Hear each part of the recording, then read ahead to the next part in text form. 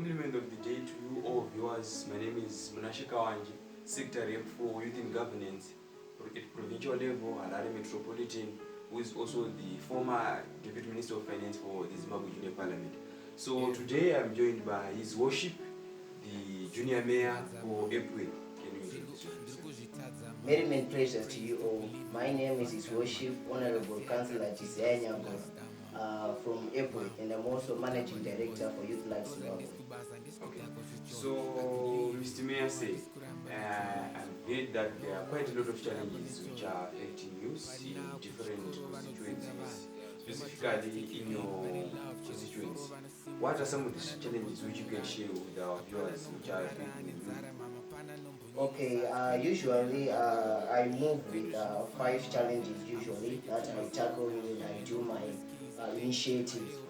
Firstly, I talk about inclusion and integration. We find out that in this generation which we are living in, youths have adopted a mentality of discriminating and segregating, especially people who are living with HIV, who are living with disabilities, special needs. For example, those with intellectual disabilities, they are being called different names like Madam Dam, Mazunzu, Mazunwa, which is jeopardizing the fact of being united as a country. Because when we talk of union, we talk about everyone respecting each other's condition. Because it's not like these people who have this certain condition chose these conditions, but they were born like that. That's who they are. And if you find out that these people are even making greater strides in raising the economy.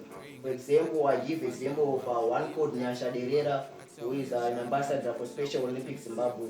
He has even reached United States of America with Special Olympics. He even met celebrities like Nicki Minaj, which are some of us who call ourselves the so-called normal. I don't know how normal we are when we call ourselves the normals.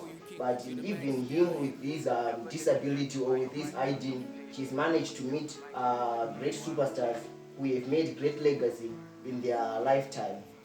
So on the issue of early child marriages, what can you say about that? On the issue of early child marriages, this has been a greater case when it comes to Zimbabwe.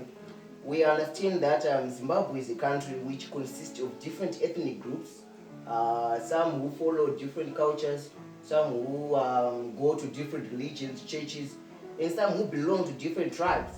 And as far as we are concerned, each and every tribe values each and every custom of its own. Like for example, when we come from ATR, we do those programs like Bira, we do those programs that appease our ancestors. So that is the same thing that is happening here in Zimbabwe. So when it comes to child marriages, child marriages has been such a prevailing case here in Zimbabwe. As we find out that children at the age of 12 or at the age of 15 are being married off to people due to certain reasons. Firstly, I can start by saying our own parents do not understand when we say constitutional rights for children. We understand that in the Constitution, chapter 4, part 3, subsection 81, it states that all children's rights are paramount in every situation. But this right, we see that is being violated mostly when parents are married off children to people, or be it of different personalities, be it of different caliber, be it those who have a great charisma or those who have great history. So we're seeing that a person might be rich, and then parents are in need of money. So they make their child an object so that it can be purchased and then they can sell it in return for money. That's one of the reasons. And the second reason is that the problem lies with the girls themselves. Right now we see that we're talking about equality, we're talking about empowering the girl child, we're talking about making sure that the girl child is at a safer place which is complementable and acceptable in the community. Because in the last ages, they were being discriminated, segregated, and they were being regarded as inferior.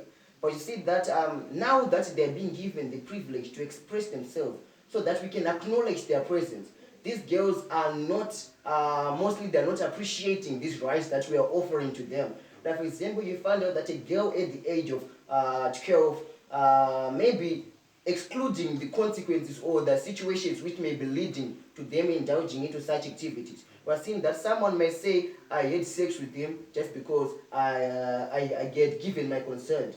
So this means that the next thing is that after indulging into sex, after having copulation, one is going to get pregnant.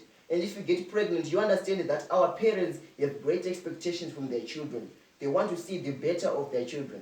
So when a child disgraces his or her parents, either by impregnating a girl or by the girl getting impregnated, this means that the parents sometimes may take drastic ideas, like getting the child married off. Kuti iwewe you got pregnant because of this guy, so you must go and get married to this guy. So we're saying kuti this is such a prevailing matter which is here in Zimbabwe, maybe due to desperation, lack of knowledge, lack of acknowledgement of constitutional rights themselves, because the rights are meant for humans to be safe in this world.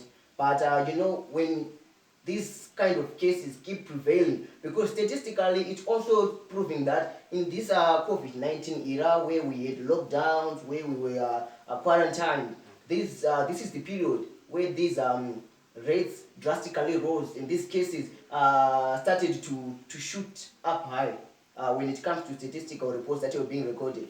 We've seen that many girls were married off due to these reasons that I have just recently mentioned. So this has become such, we can say, a norm or a usual case in Zimbabwe, whereby you understand that a parent will say, you get pregnant, go where you were. Okay. So on the issue of drug abuse, I've heard that a lot of youths are indulging in drug substances. They call it guka, toriro, and the likes, and brongo, you name it. So what is really happening about these drugs? What is going on in consequence? Is it true that these youths are indulging in drugs? Let me take it from this perspective. In our constituencies, we have got a certain root causes of our drug abuse. Firstly, we understand that looking from the economic perspective, we're seeing that our country's economy is some kind of hectic when it comes to supporting youths. We're seeing that when we were on lockdown, they say that we need only essential service providers who were going to work.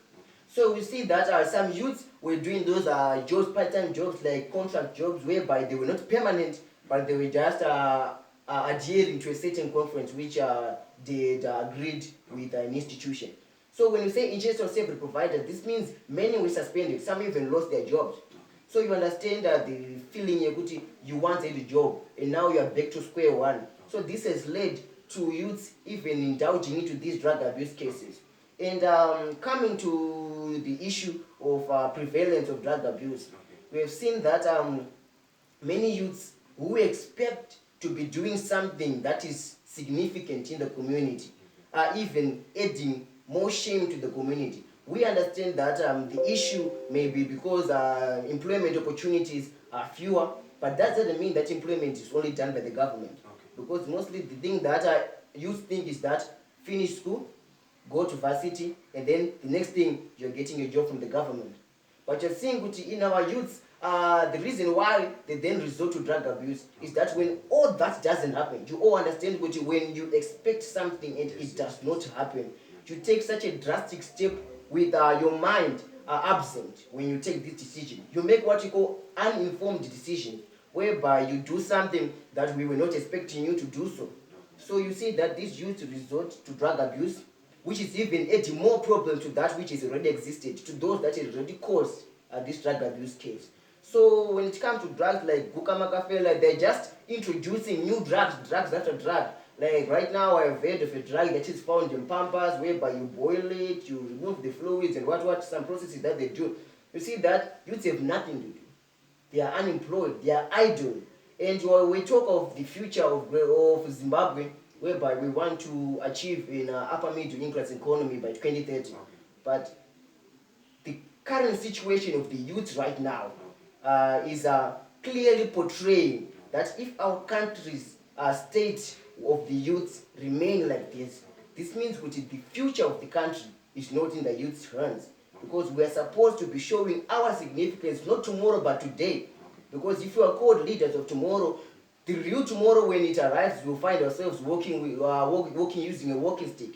So what can you say to the youths who are getting into drugs, who are abusing drugs, girls who are indulging sex at the early teenage? What can you say? What your last words? What can you say to them? Starting with youths who are abusing drugs, Okay.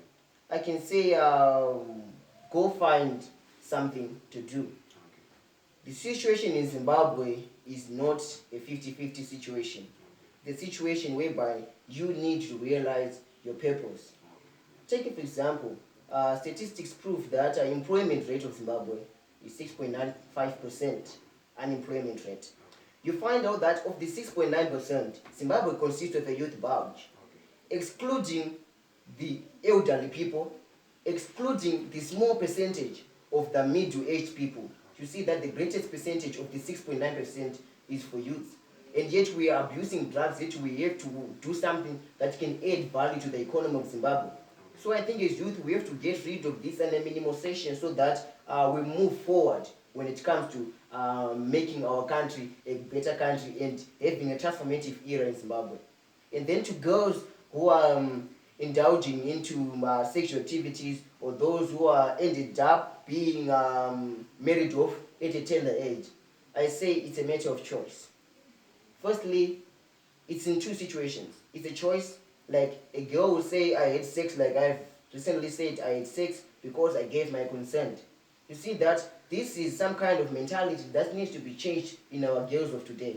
And then another issue is that you don't catch a fish using a gun that is underwater. Okay. This means that if we want the girls out there to hear our voice, if we want the girls out there to stop indulging into sexual activities, if we want the world out there to understand that child marriages are legislatively prohibited, we should attack the root causes of child marriages.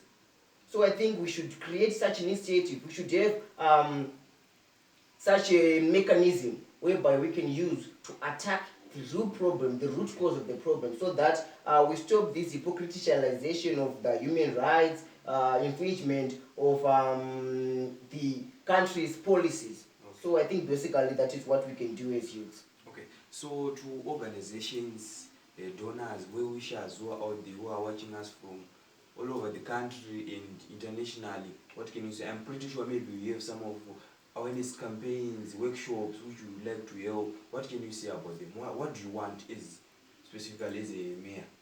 Alright, taking it from the perspective of a mayor and an advocate for the people, I say anything that is for us, anything that is done for us without us is certainly against us. So I say to those funders who are out there, to those donors who are out there, to those supporters who are out there, when you want to do programs that involve youths, let it involve youths. Let it include youth participation, not like you approach us in a way that you are presenting your program to us without us brainstorming ideas or creating our own programming of these programs. So I say support us when we do campaigns, support us when we do when we draft policies, when we draft work plans, and when we seek for funding or when we seek for assistance. You must please support us so that we get the motivation to keep going on and on and on. In conclusion, I must say to institutions that are out there, we understand that an organization operates under its own objectives and goals, vision and mission statement. So I say sometimes we do programs that are linked to some of the objectives of the organization. So I'm saying if you see that we as the juniors are doing a program that relates to your objectives, please support us. Okay, so I think viewers, we have heard yourself, the junior mayor was saying it. So don't forget to like our Facebook page and share. For now, it's goodbye.